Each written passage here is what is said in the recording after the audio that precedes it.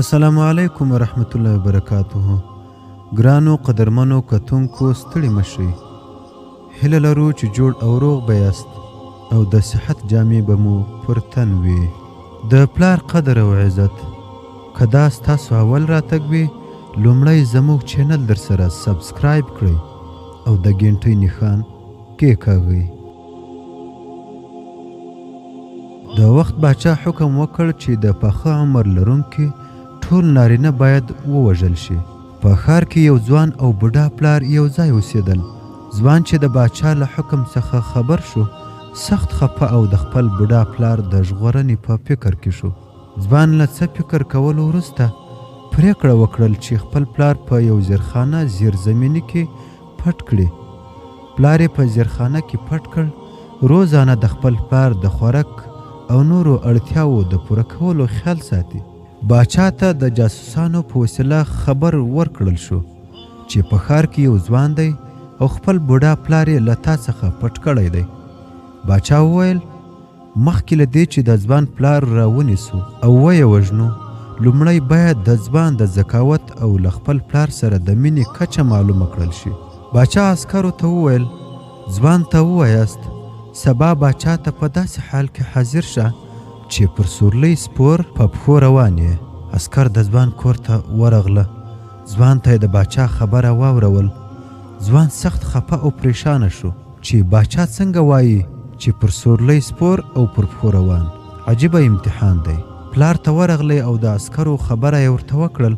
پلار یې ورته وویل بچیه مه خفه کېږه، باچا ستا د پوهې او ذکاوت ازموینه اخلي. هغه زما لویه لکړه وینې، هغه در سره واخله او د باچا حضور ته ورشه. ځکه کوم کس چې لکړه په لاس روان وي داسې مثال لري لکه پر سورلۍ چې سپور وي او هم پر پښو روان وي. ځوان د پلار خبره عملي کړل او سهار د باچا دربار ته حاضر شو.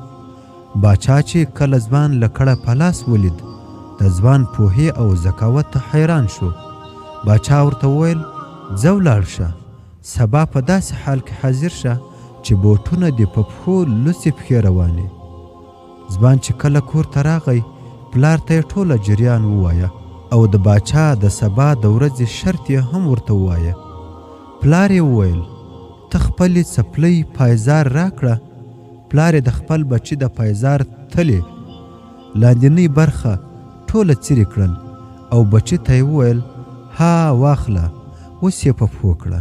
ځوان څیرې شوی پایزار په پښو کړل او سبا سهار د باچا دربار ته حاضر شو. باچا چې وکتل ځوان ډیر ذکي دی، ورته ویې ویل ځه ولاړ شه، سبا یو خپل دوست او یو دښمن در سره راوله. ځوان بیا خپل پلار ته راغی او د باچا خبره یې ورته وکړل.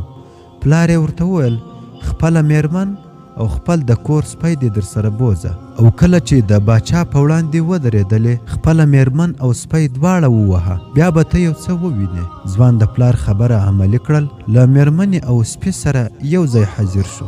ځوان چې کله د باچا په وړاندې ودرېدی، له کوم دلیل او وجې پرته یې خپله میرمن او سپی ووهل. باچا حیران شو چې دا څه کوي.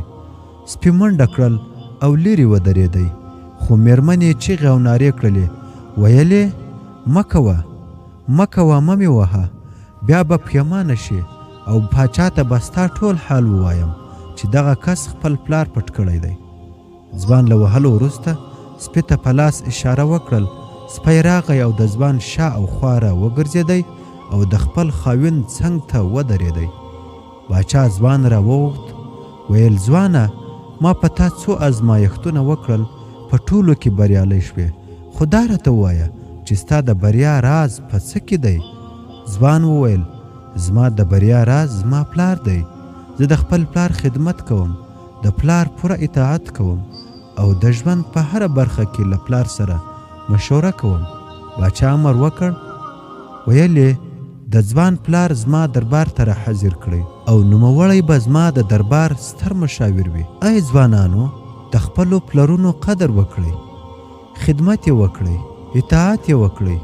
پلار چې د ژوند په هر عمر کې وي، خو بیا هم ستا لپاره یوه ستره خزانه ده، یوه بشپړه مدرسه ده او د ژوند یو ستر لارښود دی. د دې خزانې قدر هغو کسانو ته معلوم وي څوک چې دا خزانه نه لري. الله جل جلاله دې زموږ پلرونو ته ډېر عمر ورکړي. آمین. ګرانو قدرمنو دوستانو، که مو چیرې دا ویډیو خوښه شوې وي، هیله لرو نورو دوستانو ته یې شیر کړئ او لایک یې کړئ.